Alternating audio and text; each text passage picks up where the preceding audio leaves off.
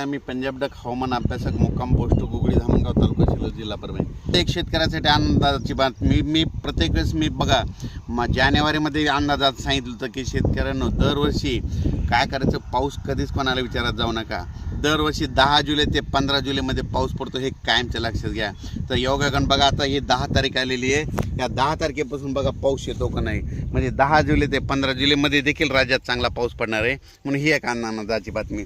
परत एक शेतकऱ्याला सांगू इच्छितो की मागच्या अंदाजात सांगितलं होतं यावर्षी जुलै महिन्यात खूप चांगला पाऊस पडणार आहे, म्हणून हे अंदाज सांगितला होता। तर तुम्हाला एक सांगतो, योगायोगाने ह्या जुलै महिन्यामध्ये 16 तारखेला काय होणार, एक लो प्रेशर तयार होणार आहे आणि 20 तारखेच्या दरम्यान एक लो प्रेशर बंगालच्या खाडीमध्येच तयार होणार आहे। दरवर्षी जुलै महिन्यात कधीच बंगालच्या खाडीचा पाऊस आपल्याकडे येत नाही, पण यावर्षी अशी परिस्थिती की जुलै महिन्यामध्ये ते लो प्रेशर येणार आहेत, म्हणून हा अंदाज लक्षात घ्यायचा।